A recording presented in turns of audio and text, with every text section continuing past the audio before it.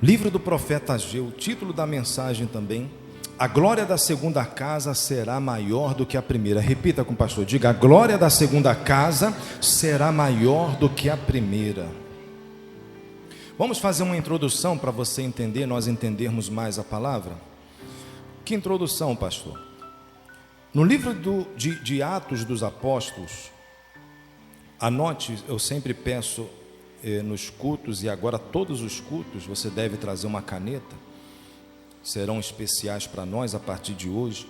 Atos 7, fica lá em Ageu, tá? Mas em Atos 7, verso 48, Estevão, o diácono Estevão dizia assim, ó: entretanto Deus não habita o Altíssimo em casas feitas por mãos humanas, como diz o profeta. O céu é o meu trono, diz o Senhor, e a terra é o estrado dos meus pés. O banquinho, né? Onde Deus coloca os pés. Que casa me edificareis, diz o Senhor, ou qual é o lugar do meu repouso?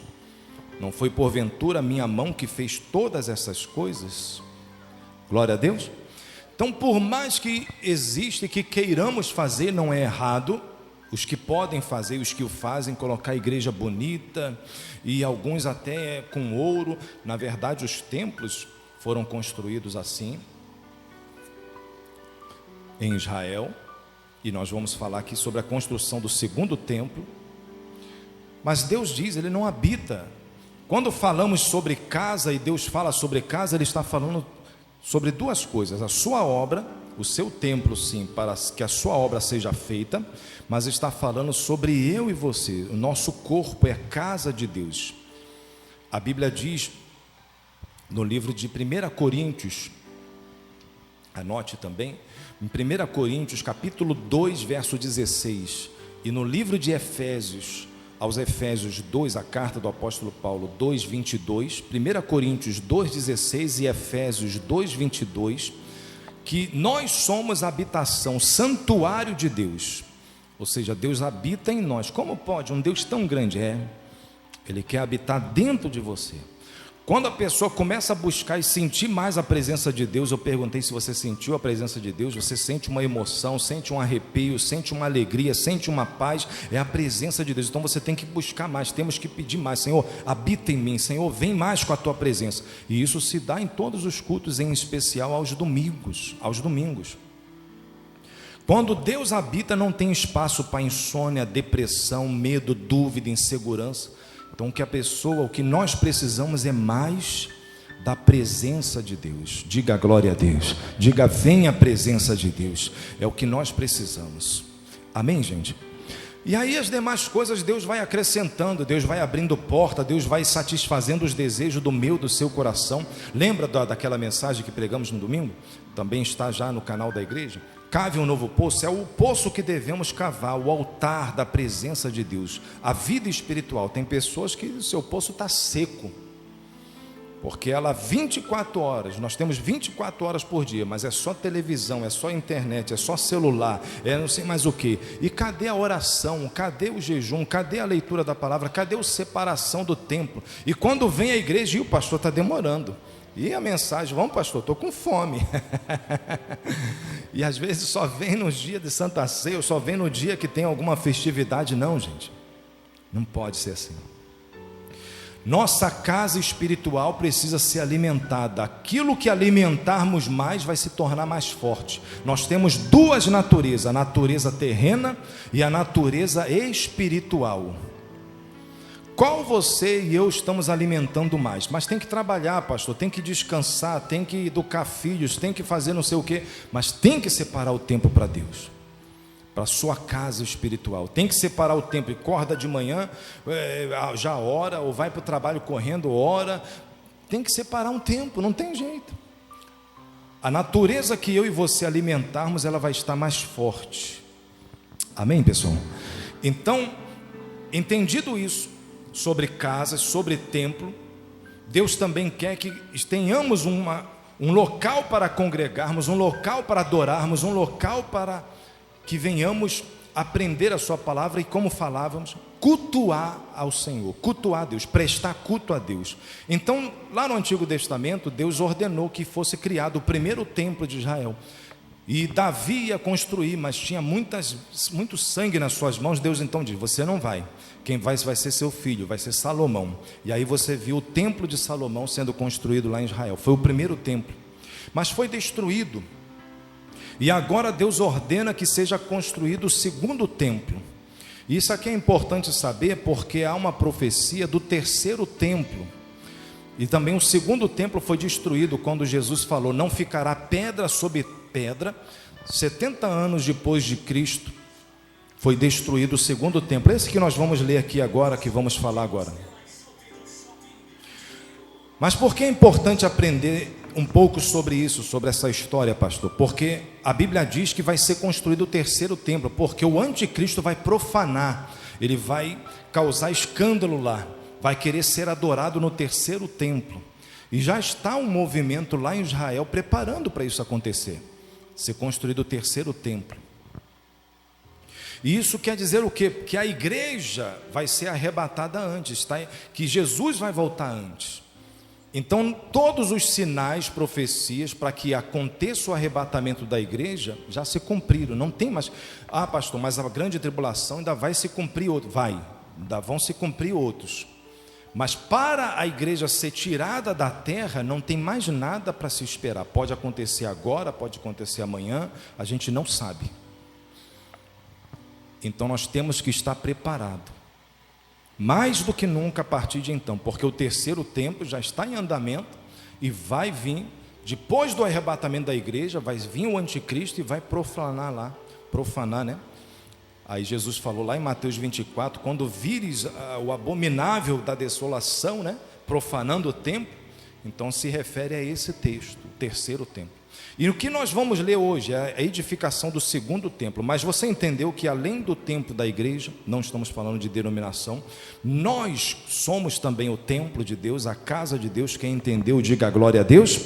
Então essas duas coisas, nós temos que nos preocupar com a nossa casa espiritual, somos nós, e com a obra de Deus, ou seja, a casa de Deus, aonde Deus nos planta, em ajudar a trabalhar para ser edificada em todos os sentidos. Entendido isso, vamos ler o texto da palavra, versículo 1 do capítulo 1 de Ageu, diz assim: no segundo ano do rei Dario, no sexto mês, no primeiro dia do mês, veio a palavra do Senhor por intermédio do profeta Ageu a Zorobabel, filho de Salatiel, governador de Judá, e a Josué, filho de Josadaque, o sumo sacerdote, dizendo: assim fala o Senhor dos exércitos, esse povo diz: não veio ainda o tempo em que a casa do Senhor deve ser edificada. O povo estava dizendo isso. E aí eu já vou ministrando, fazendo já a explicação para os dias atuais, tá bom? Você entendeu um pouco da história? Mas os dias atuais, o que essa palavra tem a ver comigo? Você já deve ter ouvido aquelas pessoas dizerem assim: você entrega um panfleto, nós entregamos, convidamos. Não, deixa, quando eu ficar mais velho, eu vou para a igreja, eu vou me entregar a Jesus. É isso aqui. Não veio o tempo em que a casa do Senhor deve ser edificada, é ela mesma. Eu tenho tempo ainda, e amanhã pode ser tarde, não é isso? A gente não sabe o dia de amanhã, não sabemos nem o que vai acontecer daqui a pouco. Nós já vimos relatos, hoje tem a internet, então é mais divulgado, você pode digitar lá e ver lá, pastores que estavam no púlpito, de repente isso aqui, ó, puf, caiu, estava pregando, morreu. Jesus levou, chegou a hora dele. Membros, então nós não sabemos a nossa hora, não é verdade? 6 anos completamos, já tivemos 2 membros aqui que partiram já com o Senhor, não é isso? Ou seja, nós temos que estar preparados. E outro sentido e explicação dessa palavra é aquela pessoa: não, a igreja pode deixar para depois, pastor, para que vai mexer com isso, para que vai mexer com obra, para que vai... A pessoa não quer se empenhar, não quer ajudar, seja através dos dízimos, das ofertas, seja uma ajuda, seja uma limpeza, seja uma subida ao monte, seja entregar um panfleto quando nós entregamos para todos, ou chamamos alguém, vamos no monte, vamos evangelizar. Então muitos dizem isso, não veio ainda o tempo em que a casa do Senhor deve ser edificada. É a mesma coisa da pessoa dizer isso. E aí Deus fala, verso 3: veio, pois, a palavra do Senhor por intermédio do profeta Ageu, dizendo: acaso é tempo de habitardes vós em casas apaineladas, enquanto esta casa permanece em ruínas? O que é casa apainelada? Apaineladas é a casa cheia de enfeite, enfeitada. Então fala da nossa casa física, né? O nosso.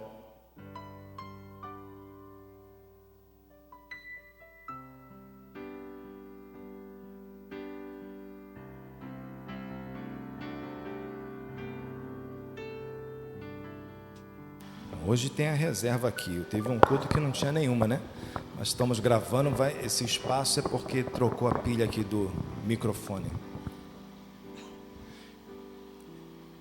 Então o povo estava atrelando e Deus fala para ele: ó, vocês habitam em casas apaineladas. É a pessoa que se preocupa até com o seu corpo físico, se preocupa até com a sua saúde. Não, eu tenho que tomar um remédio, eu tenho que fazer cirurgia, eu tenho que operar, e não é errado, não é pecado. Lembra que Jesus falou? Os sãos não precisam de médico, e sim os doentes. Nós oramos e profetizamos e ministramos a cura divina. Diga: eu recebo em nome de Jesus. Mas não é pecado, e até para a pessoa dar o testemunho, eu encontrei, acho que eu guardei, o exame da minha filha, que ela nasceu e estava lá o diagnóstico, na mudança que fizemos, estava lá aparecendo. Ela tem alergia a leite, lactose, não sei mais o que. Só não conseguimos e não fizemos, né, o outro exame. Mas a pessoa pode e deve fazer para dar o testemunho. Mas a prática, hoje já com 8 anos, acabou a alergia. Ministrando, fez os tratamentos, mas orando, profetizando, ela foi curada. Glória a Deus. E a pessoa pode e deve fazer o exame agora para confirmar o seu milagre, a sua cura, até para dar o testemunho. Aí, milagre de Deus. Curada do câncer, a do coração grande, né? E não tem cura, só remédio. Foi curada, tá vendo? Então diga à igreja: glória a Deus pela vida da irmã. Glória. Vou chamar a senhora para dar o testemunho depois aqui. Vai dar mais testemunho para a glória de Deus. Voltando aqui para a mensagem, que nós, por causa do nosso horário, do nosso tempo, preste atenção nisso daqui. Deus fala para o povo que eles estavam se preocupando só consigo. O problema não é a pessoa se preocupar com a sua saúde, é ela não se preocupar com a sua saúde espiritual. É ela se preocupar com a sua vida. Minha casa está bonitinha, pastor, mas e a casa de Deus? Está precisando, o pastor acabou de falar, nós estamos entrando num processo, num propósito de oração, de ajuda. Muitos aqui na mudança vieram ajudar aqui na pintura, e lá vai ser a mesma coisa. Vamos precisar, lógico, nós vamos ter que pagar uma mão de obra, primeiro especializada, para depois nós entrarmos com o restante, né? Com ajuda pequena, né? de mudança, de instalação, essas coisas assim. Mas eu e você temos que estar dispostos, não é isso que Deus fala? Dispõe-te. Fala para Jeremias para ir descer a casa do oleiro. Falou para o profeta Elias: sai, vai lá para Sarepta. O lugar secou, veio a seca, e agora você vai ser sustentado lá em Sarepta. Um dos sinais de mudanças. O problema é nós não valorizarmos e não entendermos que primeiro vem Deus, as coisas de Deus, os propósitos de Deus, os planos de Deus, os negócios de Deus. Qual os negócios de Deus? Aumentar a sua família na terra.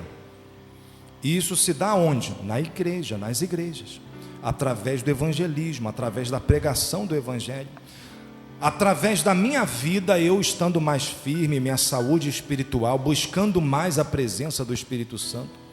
Se eu não coloco isso em primeiro lugar e coloco as demais coisas, é isso que o povo estava fazendo, habitando em casas enfeitadas, se preocupando, e a casa dele, a casa de Deus, em ruínas. Aí olha o que Deus fala, versículo 5: ora, pois, assim diz o Senhor dos Exércitos: considerai o vosso passado, tendes semeado muito e recolhido pouco, comeis, mas não chega para fartar-vos, Bebeis, mas não dá para saciar-vos. Vestivos, mas ninguém se aquece. O que recebe salário, recebe-o para pô-lo num saquetel furado. Assim diz o Senhor dos Exércitos: considerai o vosso passado. Ou seja, a pessoa pensa, ela semeia muito, até trabalha muito, se esforça muito, mas na hora da colheita é pouco. Mal dá para pagar as contas, mal dá para sobreviver. Por que será? Um dos motivos é esse daqui. Ela não está priorizando a sua vida espiritual com Deus. Não está priorizando a obra de Deus, a casa de Deus, as coisas de Deus, os negócios de Deus. Quem entende até aqui, diga aleluias. Glória a Deus. Tem alguém dormindo? Quem está dormindo então? Diga assim, diga amém. Aí, viu? Estava dormindo. Então acorda. É brincadeira, gente. Só para descontrair. Estava dormindo mesmo, estava distraído, hein? Então, preste atenção na mensagem, não dorme não. Tendes semeado muito e recolhido pouco. A pessoa semeia e colhe pouco. Por quê? Não está priorizando. O que recebe salário entra no bolso e sai, é como saquetel furado, bolso furado. Entra de um lado e sai do outro. Assim diz o Senhor dos Exércitos, verso 7: considerai o vosso passado. Subi ao monte, trazei madeira e edificai a casa. Dela me agradarei e serei glorificado, diz o Senhor. Diga glórias a Deus, sejam dadas a Deus. Mas não pode ser só da nossa boca, né? Tem que ser com nossos atos. Lembra que Tiago falou? A fé sem obras é morta. Então é pela fé, pastor, vamos orar, vai acontecer, mas cadê as obras? Na hora da pessoa contribuir, vir ao culto, vir ajudar, dizimar fielmente, ofertar, largar tudo para ler a palavra um tempo, né? Orar, vir à igreja lá. Não, hoje eu não posso, não posso. Entendeu? A prioridade da vida da pessoa não está sendo Deus, ou as coisas de Deus. Mas ela quer colher muito. Então ela semeia até muito, mas ela colhe pouco. Um dos motivos é esse. Olha o verso 9: esperaste-o muito, e eis que veio a ser pouco. E esse pouco, quando o trouxeste para casa, eu com o assopro dissipei. Por quê? Diz o Senhor dos Exércitos: por causa da minha casa que permanece em ruínas, ao passo que cada um de vós corre por causa de sua própria casa. Só faltou Deus falar assim: só se preocupa com seu próprio umbigo. Mas é a mesma coisa. Se preocupa só com a sua família. E cadê o vizinho, a vizinhança? Lembra de Jeremias 29? Orai pela paz da cidade, para que na sua paz vós tenhais paz. A pessoa não vem à igreja para orar pelo bairro, pela cidade. Ela só se preocupa com seu filho, com a sua filha, com o seu marido, com a sua esposa. Só a sua família. E os irmãos que gostariam de estar aqui não podem. Pastor, não temos poucos irmãos aqui, só tem o pastor, o irmão que tem carro, né? Mas se colocar à disposição, como temos procurado fazer, se o senhor quiser vir, eu vou lá te buscar, para trazer para a igreja. Nós temos um irmão aqui nessa condição. Então nós temos que visitar, né? Aqueles que não estão podendo vir. Então nós precisamos. Amém, pessoal? Preste atenção na mensagem. O barulho é lá fora, né? Se for celular, se for para atender, se for urgente, atende lá fora, irmã. Se for urgente. Mas se não for, desliga aí o celular. Esperaste muito e vencer pouco. Deus fala: ao passo que cada um de vós corre por causa de sua própria casa. Versículo 10: por isso os céus sobre vós retêm o seu orvalho. A chuva que vem de manhã, né, o orvalho já dá para semear a terra, já dá para regar a terra que está semeada. E a terra os seus frutos. Fiz vir a seca sobre a terra. Eu vou continuar lendo, mas preste atenção nisso aqui, ó.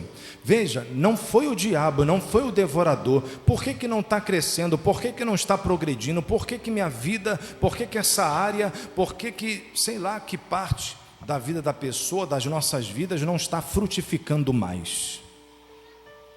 Ah, é o diabo, está repreendido, é o demônio. Não é o demônio. Nem tudo é o diabo. Às vezes vem um vento, bate a porta, a pessoa está amarrada e não sei mais o que, aprendeu, né? O costume já é o diabo e não sei mais o que. Às vezes não. Às vezes Deus mesmo está agindo para a pessoa acordar, despertar e voltar à prática das primeiras obras, do melhor amor, da sua comunhão com Deus, da sua casa espiritual está preenchida, avivada, santificada. E depois a obra de Deus, aonde Deus nos planta e nos plantar. Porque se estamos vivos, pastor, mas eu sou de avançado em idade já. Mas a Bíblia diz, eu vou ficar com o que Deus diz. Os justos na velhice darão frutos.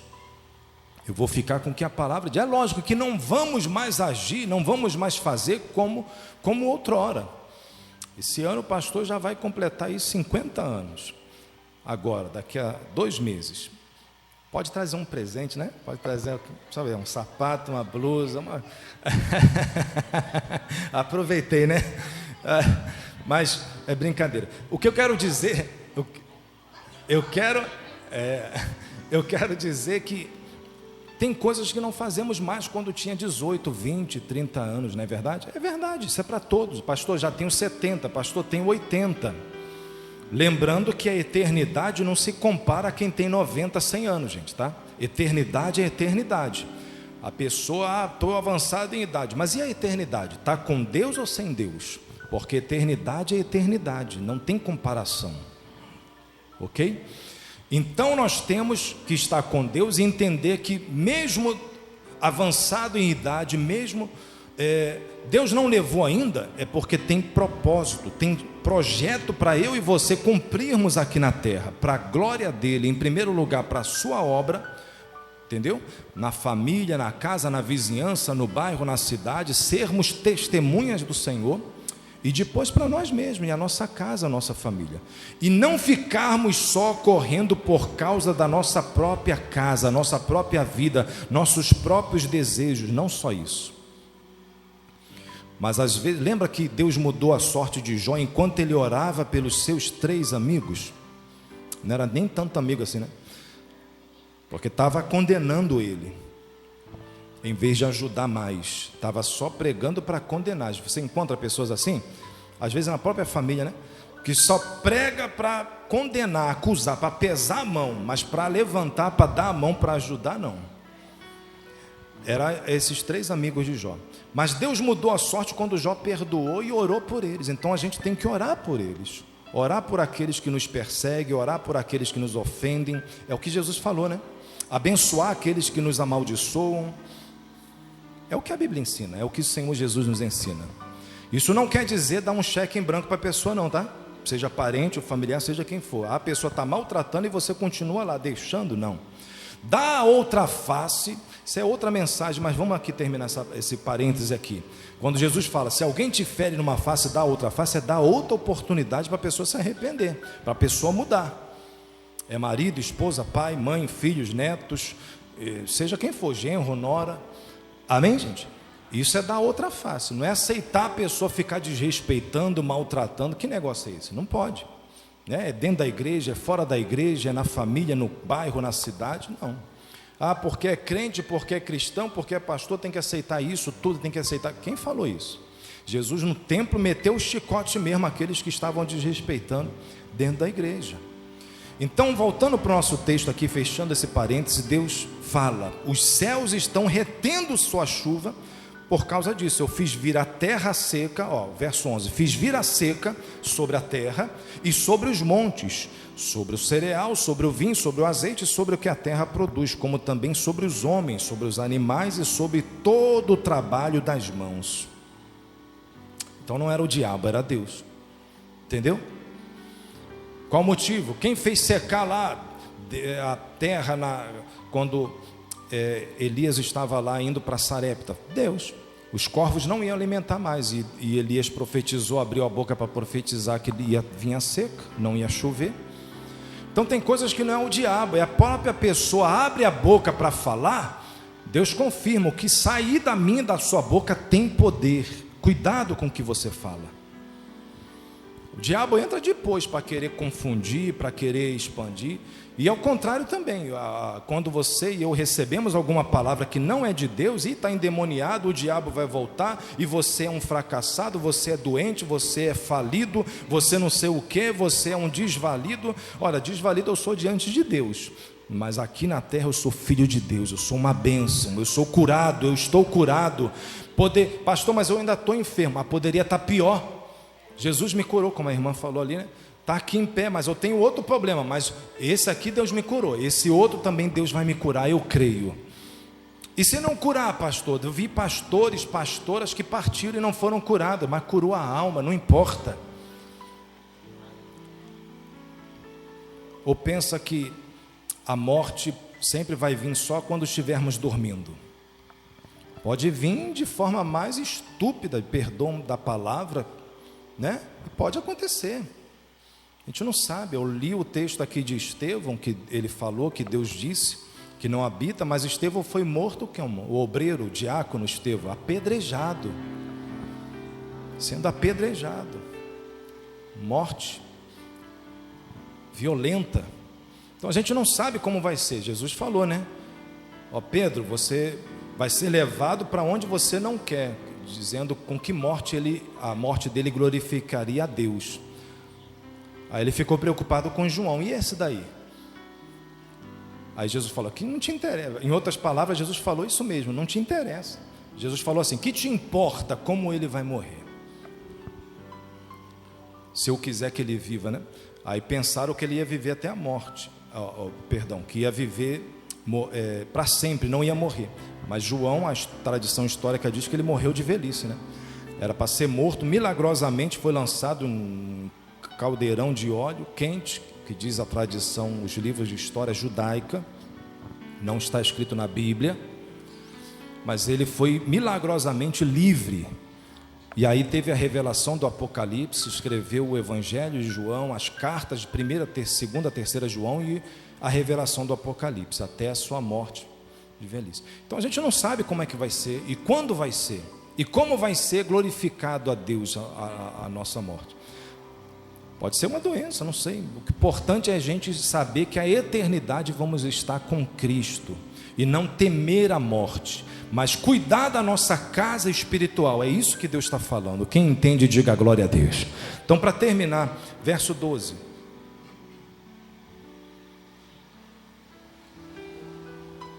Então Zorobabel, filho de Salatiel, e Josué, filho de Josadaque, o sumo sacerdote e todo o resto do povo atenderam à voz do Senhor, seu Deus, e as palavras do profeta Ageu, as quais o Senhor, seu Deus, o tinha mandado dizer, e o povo temeu diante do Senhor. Então Ageu, o enviado do Senhor, falou ao povo segundo a mensagem do Senhor, dizendo, eu sou convosco, diz o Senhor. O Senhor despertou o espírito de Zorobabel, filho de Salatiel, governador de Judá, e o espírito de Josué, filho de Josadaque, o sumo sacerdote, e o espírito do resto de todo o povo. Eles vieram e se puseram ao trabalho na casa do Senhor dos exércitos, seu Deus, ao 24º dia do sexto mês. Olha, pula para o versículo 4 do capítulo 2.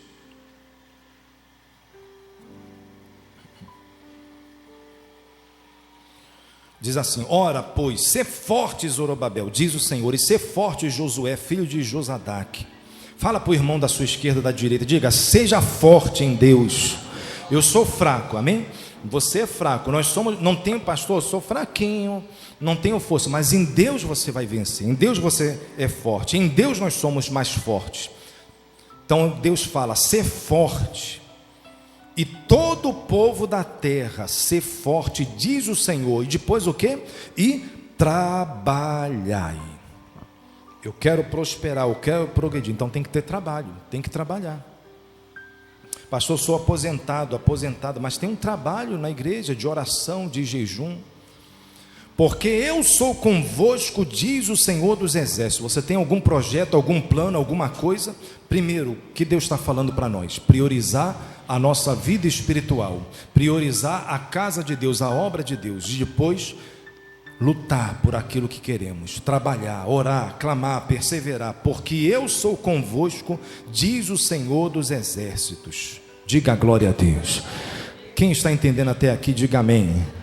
Então, terminando, segunda palavra da aliança que fiz convosco, quando saíste do Egito, o meu espírito habita no meio de vós, não temais. Lembra da Páscoa? Passou agora, né? Então, a libertação do Egito, para a igreja, para nós, a libertação através de Jesus. O Egito é o mundo, o pecado, as coisas erradas, somos nova criatura em Cristo.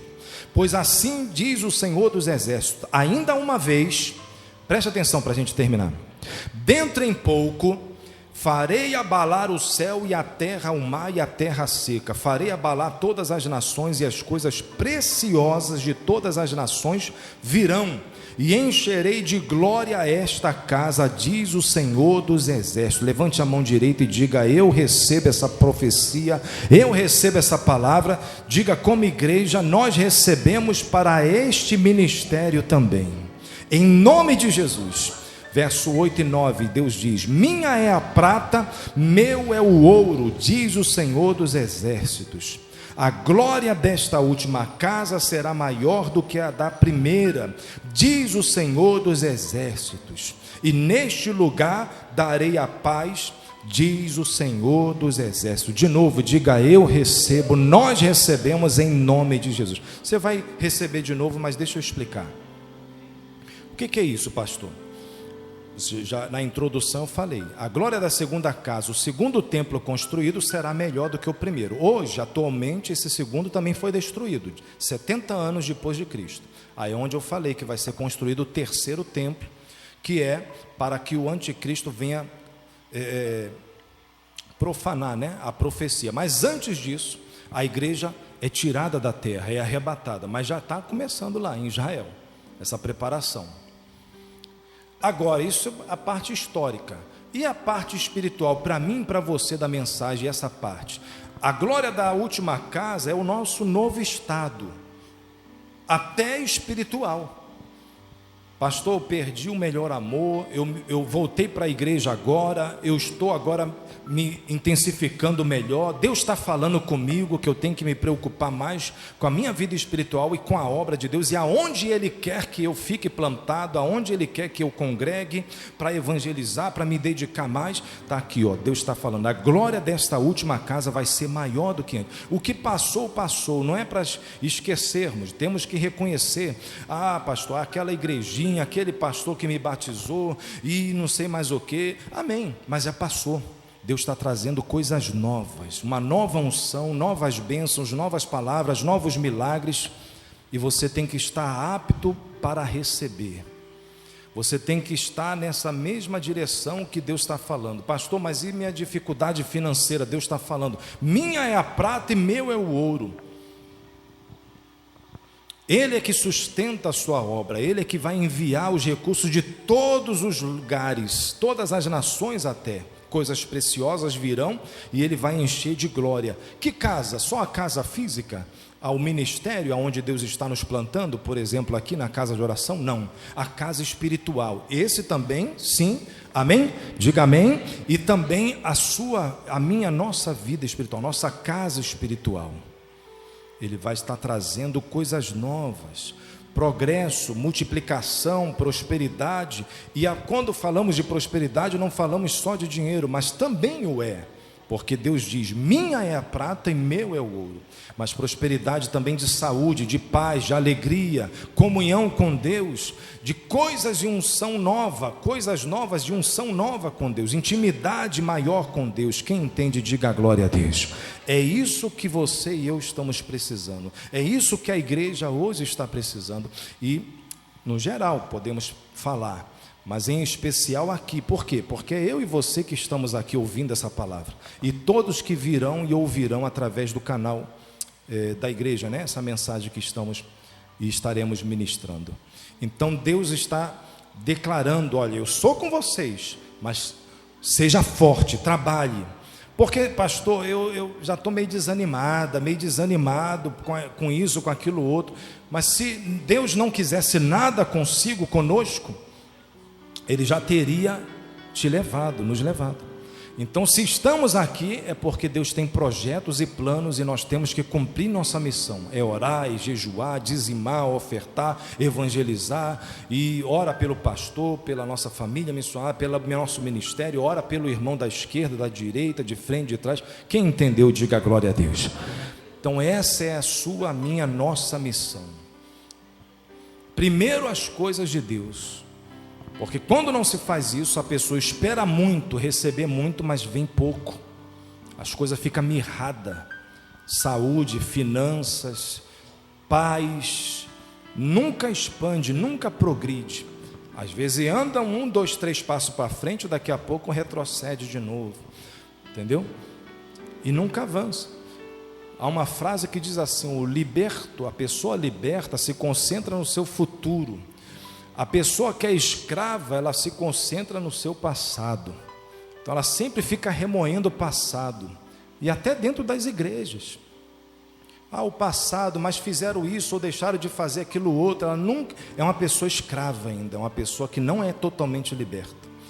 A pessoa liberta, ela olha para frente, ela se concentra no seu futuro. Está ruim aqui, mas eu vou olhar para frente, Deus tem coisas novas, eu vou trabalhar e vamos em frente, não fica arrumando culpados, marido, esposa, pastor, igrejas.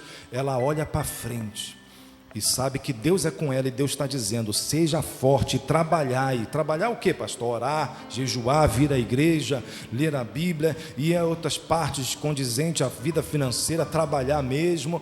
E Deus vai abrindo portas, Deus vai enviando os recursos, aquilo que está ruim lá na causa, na justiça, Deus abre as portas. Minha é a prata, meu é o ouro, diz o Senhor. Nós temos que fazer a nossa parte. Por quê? Ele está dizendo: a glória dessa última casa, esse último tempo, será maior do que a da primeira. Quem entendeu a mensagem, diga graças a Deus. Receba essa palavra de Deus em nome do Senhor Jesus. Amém, gente?